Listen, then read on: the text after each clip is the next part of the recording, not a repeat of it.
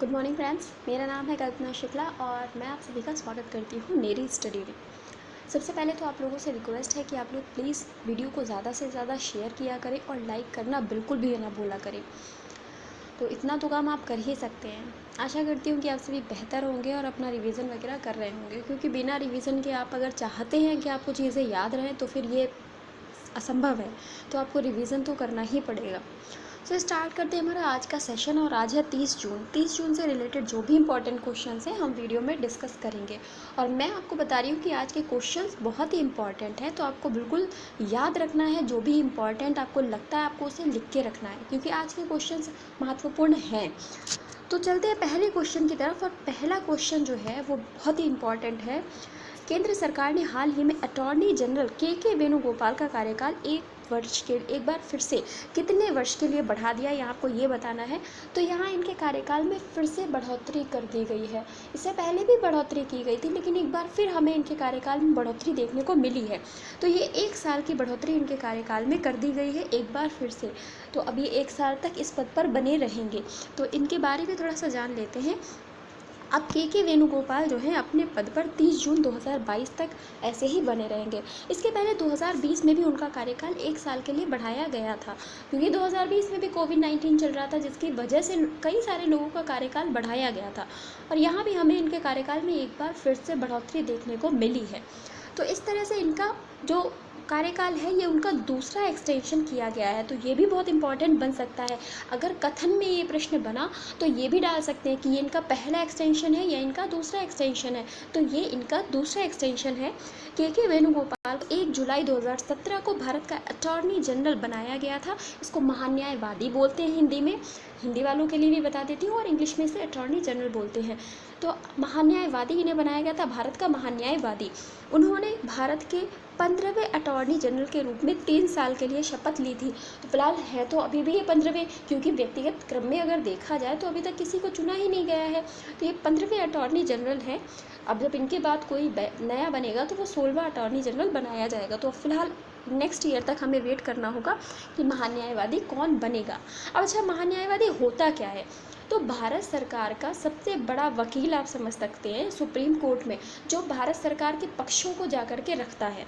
तो ये वो होता है महान्यायवादी, इसे बोलते हैं। तो ये सारे के सारे जो भी पक्ष होते हैं सुप्रीम कोर्ट में रखता है और उन पर वाद विवाद जो भी होता है वो करता है। तो वकील आप इसे समझ लीजिए भारत सरकार का, बहुत ही सरल भाषा में।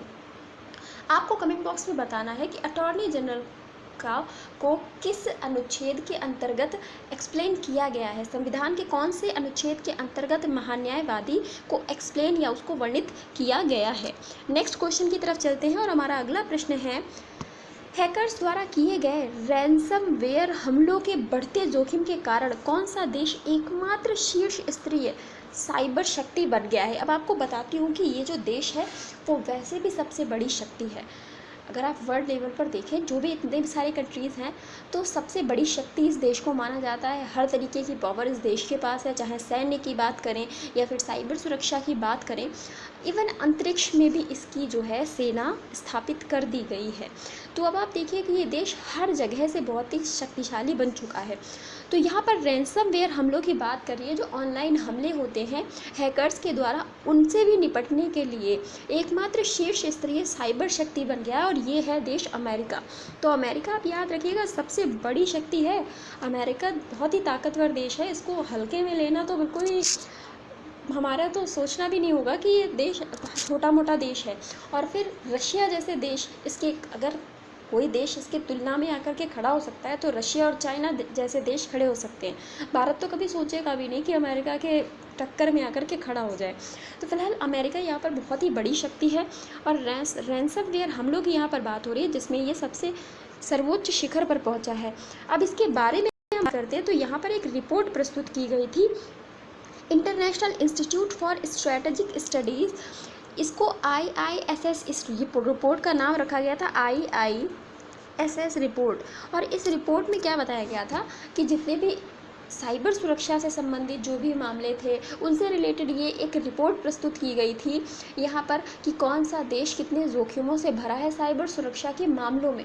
तो इसे जो है यहाँ पर 3 श्रेणियों में इन देशों को बांटा गया था, जिसमें से प्रथम श्रेणी में एकमात्र देश जो था वो है अमेरिका, और दूसरी श्रेणी में कनाडा, चाइना, रशिया ऐसी कंट्रीज़ आती हैं। यहाँ इजराइल भी आता है सेकंड श्रेणी में, और हमारा जो भारत है वो तीसरी श्रेणी में आता है, जिसमें भारत, इंडोनेशिया जैसे देश आते हैं।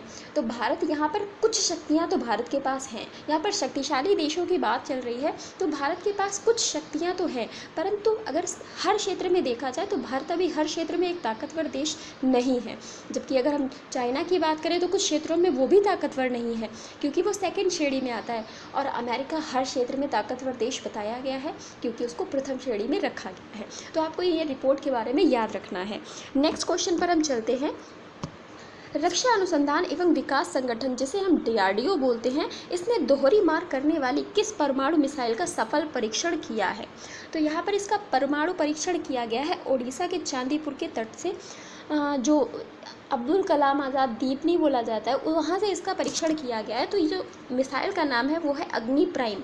तो अग्नि प्राइम का यहाँ पर सफल परीक्षण किया गया है किसके द्वारा? DRDO के द्वारा। तो DRDO ने इसका सफल परीक्षण किया है। जी सतीश रेड्डी हेड हैं DRDO के। तो इसके बारे में आपको याद रखना। अब ये मिसाइल के बारे में पढ़ते हैं कि ये जो मिसाइल जिसका अग्नि प्राइम नाम है और जिसका कल परीक्षण किया गया है, ये जो है सतह से सतह पर मार करने वाली एक बैलिस्टिक मिसाइल है जिसकी मारक क्षमता 2000 किलोमीटर है। 2000 किलोमीटर का मतलब समझते हैं कि भाई पाकिस्तान तो नप जाएगा। पाकिस्तान जितना एटीट्यूड दिखा रहा है ड्रोन के माध्यम से ये जो हमले कर रहा है ना, तो अगर भारत अपनी पर उतर आया तो कुछ भी कर सकता है। और इस हमलों का एक कारण ये भी लोगों का कहना है, हालांकि ये सटीक कारण नहीं है। तो एक कारण ये भी बताया जा रहा है कि अचानक से जम्मू कश्मीर में नरेंद्र मोदी जी के द्वारा बहुत सारी सेना भेज दी गई। तो इसकी वजह से क्या हुआ कि वहाँ के जो आतंकवादी संगठन है वो बौखला गए हैं।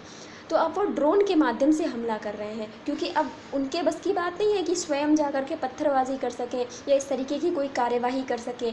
तो अब वो ड्रोन के माध्यम से कर रहे हैं हमला। तो देखते हैं, हमारी भारतीय सेना बहुत ताकतवर है। ऐसे लोगों के साथ उन्हें डील करना बहुत अच्छे से आता है, क्योंकि इतने सालों से हम उन्हें अपने कह सकते हैं कि सर पे महसूस कर रहे हैं, तो हमें पता है कि हमें उन्हें कैसे डील करना है। तो फिलहाल यहाँ पर बात करें तो DRDO ने ओडिशा के तट पर APJ अब्दुल कलाम द्वीप से अग्नि प्राइम का सफलतापूर्वक परीक्षण किया है, और ये जो मिसाइल है परमाणु हथियार ले जाने में भी सक्षम है। अब इस मिसाइल को छोटी मोटी मिसाइल नहीं समझिए, अगर परमाणु हमले की भी बात आई तो ये मिसाइल जो है परमाणु हथियार को ले जाने में भी सक्षम है। 2000 किलोमीटर की रेंज तक ये जो है मारक क्षमता है इसकी, वहाँ तक ये मार कर सकती है। एक बैलिस्टिक मिसाइल है, सतह से सतह पर मार करने वाली। तो अग्नि प्राइम हमारे भारत देश के लिए बहुत ही इंपॉर्टेंट मिसाइल बन जाती है, जिसको DRDO द्वारा कल लॉन्च किया गया है। नेक्स्ट क्वेश्चन की तरफ चलते हैं और हमारा अगला प्रश्न है, हाल ही में किस भारतीय ने ISSF विश्व कप में 25 मीटर पिस्टल स्पर्धा में स्वर्ण पदक जीता है? यहाँ पर बात चल रही थी जो एक पदक, यहाँ पर एक कह सकते हैं प्रतियोगिता का विश्व कप का आयोजन किया गया था, और ये रिलेटेड थी निशानेबाजी से। तो यहाँ पर निशानेबाजी से रिलेटेड ये प्रतियोगिता थी, जिसमें हमने देखा कि मनु भाकर को यहाँ पर रजत पदक मिला है, सौरभ चौधरी को रजत पदक मिला है। जबकि यहाँ पर स्वर्ण पदक किसने जीता है? तो स्वर्ण पदक जो जीतने वाली व्यक्ति बन गई हैं, उनका नाम है राही सरनोबत। राही सरनोबत जो व्यक्ति हैं, ये महिला हैं, और इन्होंने कल जीत लिया है स्वर्ण पदक ISSF में। यहाँ पर वर्ल्ड कप चल रहा था, ISSF वर्ल्ड कप, जिसमें कि स्वर्ण पदक 25 मीटर पिस्टल स्पर्धा में किसने जीता है? तो राही सरनोबत ने जीता है। मनु भाकर की अगर हम बात करें तो ये यहाँ पर 7वें स्थान पर आई हैं। तो 7वें स्थान पर मनु भाकर आई हैं, जबकि राही सरनोबत जो है उन्होंने स्वर्ण पदक जीता है। तो वो जाहिर सी बात है पहले स्थान पर रही हैं। भारत की बात करें तो नेक्स्ट क्वेश्चन की बात करते हैं, नेशनल एंटी डोपिंग एजेंसी, इसके बारे में आपने बहुत बार सुना होगा। नेशनल एंटी डोपिंग एजेंसी, जिसे हम नाडा बोलते हैं, इसके पैनल ने निम्न में से किस महिला क्रिकेटर को डोप टेस्ट में फेल होने पर 4 साल का प्रतिबंध लगा दिया है? अब इन्हें डोपिंग के टेस्ट में फेल कर दिया गया, इनका पहला एक परीक्षण हुआ जिसमें ये डोपिंग में लिप्त पाई गई, फिर इनका एक और परीक्षण कराया गया और इन दोनों ही परीक्षणों में ये डोपिंग में लिप्त पाई गई, जिसके बाद इनको 4 साल के लिए प्रतिबंधित कर दिया गया। तो अब ये 4 साल तक क्रिकेट के किसी भी प्रारूप में खेल नहीं सकती। और इनका नाम है अंशुला राव। पता नहीं क्रिकेटर्स अब इतनी मेहनत करते हैं या कोई भी खिलाड़ी इतनी मेहनत करता है और उसे पता है कि डोपिंग के अगर टेस्ट हुए तो हम उस पर खरे नहीं उतर पाएंगे अगर हम इस तरीके की कोई गतिविधि करते हैं, और फिर भी वो इन गतिविधियों को करते हैं और उनमें लिप्त पाए जाते हैं और अपने करियर को बर्बाद कर लेते हैं। तो इतनी मेहनत का क्या मतलब बनता है। फिलहाल यहाँ पे आपको याद रखना है, नाडा की तरफ से ये जो है 4 साल का बैन लगाया गया है महिला क्रिकेटर पर जिनका नाम है अंशुला राव। तो अब फिलहाल ये 4 वर्ष के लिए नहीं खेलेंगी। नेक्स्ट क्वेश्चन की तरफ हम चलते हैं, बहुत ही इंपॉर्टेंट प्रश्न है। नेक्स्ट क्वेश्चन है, राष्ट्रीय सांख्यिकी दिवस नेशनल स्टैटिस्टिक्स डे निम्न में से किस दिन मनाया जाता है। राष्ट्रीय सांख्यिकी दिवस बहुत ही इंपॉर्टेंट क्वेश्चन है भारत के सेंस में, क्योंकि ये नेशनल स्टैटिस्टिक्स डे है और ये हम मनाते हैं 29 जून को। 29 जून को और क्यों मनाते हैं इस पर भी हम चर्चा करेंगे। तो आपको याद रखना है, राष्ट्रीय सांख्यिकी दिवस हम 29 जून को मनाते हैं। इसके बारे में थोड़ा सा जानिए कि ये जो बहुत ही महत्वपूर्ण दिवस है, ये प्रसिद्ध भारतीय वैज्ञानिक और इसके साथ साथ में सांख्यिकीविद जिनका नाम है पीसी महालनोबिस, जिनकी हमको भूमिका देखने को मिलती है पंचवर्षीय योजनाओं के दौरान। जो दूसरी पंचवर्षीय योजना लाई गई थी वो इन्हीं के मॉडल पर आधारित थी, पीसी महालनोबिस के मॉडल पर आधारित थी। तो इनका जो आर्थिक योजना और सांख्यिकी विकास के क्षेत्र में उल्लेखनीय योगदान रहा है, उसके सम्मान में हम मनाते हैं राष्ट्रीय सांख्यिकी दिवस, क्योंकि ये एक बहुत ही बड़े सांख्यिकीविद थे। इसी की वजह से हम राष्ट्रीय सांख्यिकी दिवस मनाते हैं। तो जो भी इन्होंने योगदान दिए उसकी याद में, उसके सम्मान के लिए हम ये दिवस मनाते हैं। सांख्यिकी दिवस 2021 का विषय जो है सतत विकास लक्ष्य SDG 2 जो है भूख समाप्त करना और खाद्य सुरक्षा और बेहतर पोषण प्राप्त करना और सतत कृषि को बढ़ावा देना, ये इसका इस वर्ष का थीम हो जाता है। तो आपको याद रखना है, जो दूसरा SDG गोल है सतत विकास लक्ष्य जो 17 दिए गए थे, उसमें जो दूसरे नंबर का गोल है इस बार उसको अचीव करना हमारे सांख्यिकी दिवस 2021 का विषय रहा है। तो आपको इसके बारे में भी याद रखना है, बहुत आसानी से आप इसे याद रख सकते हैं क्योंकि SDG गोल है भुखमरी से रिलेटेड है, तो आपको यहाँ पर आसानी रहेगी इसे याद करने में। नेक्स्ट क्वेश्चन की बात करते हैं और हमारा अगला प्रश्न है, निम्न में से किस देश ने विशाल बेहेतन, यहाँ पर बेहेतन है, बेहेतन जल विद्युत संयंत्र की 2 इकाइयों को ऑपरेशनलाइज किया है, जो दुनिया भर में निर्माणाधीन सबसे बड़ी जल विद्युत परियोजना है। अब यहाँ पर ये परियोजना अगर मैं बताऊँ तो बहुत ही चर्चा में है इस समय, क्योंकि ये बताया जा रहा है कि दुनिया की बहुत ही विशालतम परियोजना है जिसका नाम है बेहेतन। तो बेहेतन जल विद्युत संयंत्र यहाँ पर लगाया जा रहा है, निर्माणाधीन है और सबसे बड़ी, आप कह सकते हैं दुनिया भर में निर्माणाधीन सबसे बड़ी जल विद्युत परियोजना है। तो किस देश के द्वारा ऐसा कार्य किया जा रहा है, तो ये है हमारा पड़ोसी देश चाइना। हमारा पड़ोसी देश चाइना इस तरीके के कार्य करता रहता है। तो चाइना ने यहाँ पर सबसे बड़ी निर्माणाधीन जल विद्युत परियोजना का कह सकते हैं विकास किया है, जिसका नाम है बेहेतन। तो बेहेतन को याद रखना है, इसके बारे में आप याद रखिए कि ये दक्षिण पश्चिम चीन में निर्माणाधीन दुनिया का दूसरा सबसे बड़ा जल विद्युत बांध है। याद रखिएगा, शब्दों को पकड़ना सीखिए। तो यहाँ पर दूसरा सबसे बड़ा जल विद्युत बांध है, क्योंकि अगर आप शब्दों से नहीं खेलेंगे तो फिर एग्जामिनर आपके साथ खेल जाएगा। तो आप शब्दों पर ध्यान दीजिए, कहाँ पर नहीं है, कहाँ पर बड़ा है, कहाँ पर छोटा शब्द यूज़ हुआ है, कहाँ पर बांध शब्द का प्रयोग हुआ है, कहाँ पर जल विद्युत परियोजना शब्द का यूज़ हुआ है। हर चीज़ पर आप बिल्कुल फोकस्ड रहिए। फिर यहाँ पर कह रहा है यांगत्से की एक सहायक नदी जिसका नाम है जिंशा नदी, उस पर ये बांध का निर्माण किया जा रहा है। तो ये जिंशा नदी पर बन रहा है। जिंशा नदी किसकी सहायक है, यांगत्से की सहायक नदी है, जो कि चाइना में बहती है और चीन के द्वारा ही इसका निर्माण किया जा रहा है। तो चलते हैं नेक्स्ट क्वेश्चन की तरफ और हमारा अगला प्रश्न है, हाल ही में डॉक्टर रेड्डीज लेबोरेटरीज ने दवा 2-डीऑक्सी डी ग्लूकोज, जिसको 2DG के नाम से जानते हैं, उसको वाणिज्यिक लॉन्च की घोषणा कर दी है और ये किसके द्वारा विकसित की गई है। तो डॉक्टर रेड्डीज लेबोरेटरी ने हालांकि अपने यहाँ ही बनाई है, लेकिन विकसित किसके द्वारा की गई है, तो विकसित की गई है DRDO के द्वारा। तो DRDO का नाम आपको याद रखना है। कुछ दिन पहले ये 2DG दवा जब लॉन्च की गई थी तो डॉक्टर रेड्डीज लेबोरेटरी के जो हेड थे उनके द्वारा, और यहाँ पर जो DRDO के हेड थे वो सभी इकट्ठा रहे थे और तब ये दवा लॉन्च की गई थी। तो यहाँ पर अब इसके वाणिज्यिक लॉन्च की घोषणा कर दी गई है और ये जो DRDO के द्वारा विकसित की गई है। अच्छा, डॉक्टर रेड्डीज़ लेबोरेटरी से एक बात और याद आई, जो इनके हेड हैं उनको सबसे पहले हैदराबाद में क्या लगाया गया था, स्पुतनिक वी वैक्सीन दिया गया था। तो भारत में सबसे पहले स्पुतनिक वी वैक्सीन जो था वो उन्हीं को दिया गया था। अभी मुझे कुछ उनका नाम नहीं याद आ रहा है, सा से उनका कुछ नाम है पर मुझे अभी एग्जैक्टली याद नहीं आ रहा है। तो आप फिलहाल याद रखिएगा, ये जो दवा है 2DG अब इसके वाणिज्यिक लॉन्च की घोषणा कर दी गई है और DRDO द्वारा विकसित है और बनाई गई है डॉक्टर रेड्डीज़ लेबोरेटरीज़ में। ठीक है, नेक्स्ट क्वेश्चन की तरफ चलते हैं। हमारा अगला प्रश्न है, हाल ही में 2021 में फुकुओका पुरस्कार से किस भारतीय को सम्मानित किया जाएगा?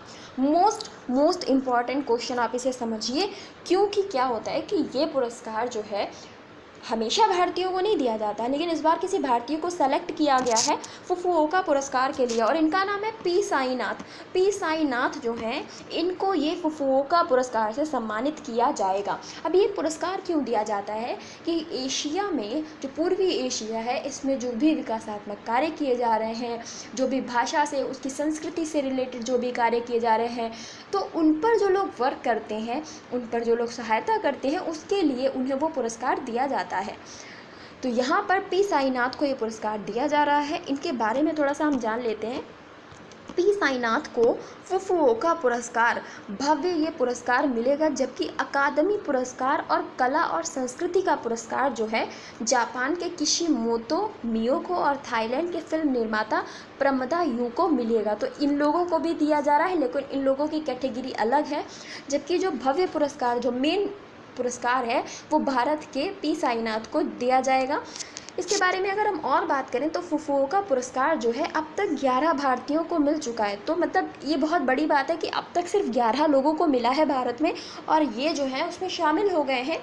पुरस्कार 1990 में स्थापित किया गया था, ये भी इम्पॉर्टेंट है कि कब स्थापित किया गया था, तो 1990 में ये फुकुओका पुरस्कार शुरू किया गया था। तो भारत के पी साईनाथ को मिलेगा ये फुकुओका पुरस्कार। नेक्स्ट है, और ये आज का हमारा अंतिम प्रश्न है कि मॉडर्ना के आपातकालीन उपयोग को भारत में मंजूरी मिल गई है, ये किस औषधि कंपनी का टीका है? तो मॉडर्ना ये विकसित किया गया था टीका, अब इसके आपातकालीन उपयोग को भारत में मंजूरी दे दी गई है। तो भारत में यहाँ पर इसे मंजूरी मिल गई है और ये जो है सिप्ला कंपनी का, ये जो सिप्ला दवाई वाली कंपनी आप देखते हैं, इसकी गोलियाँ वगैरह आती हैं, दवा आती है इस कंपनी की, तो सिप्ला का ये जो टीका है विकसित किया गया है सिप्ला के द्वारा, मॉडर्ना इसका नाम है, और इसको भारत में मंजूरी आपातकालीन यूज़ के लिए दे दी गई है। तो अगर आपातकाल स्थिति आती है या ऐसा कुछ यूज़ आता है तो मॉडर्ना का यूज़ किया जा सकता है, ऐसा कि इसको अनुमति मिली है। तो सिप्ला का ये है, इसको आपको याद रखना है। तो ये था हमारा आज का अंतिम प्रश्न। क्वेश्चंस आपको कैसे लगे कमेंट बॉक्स में ज़रूर बताइएगा और प्लीज़ आप लोग वीडियो को शेयर कर दीजिएगा। Thank you so much.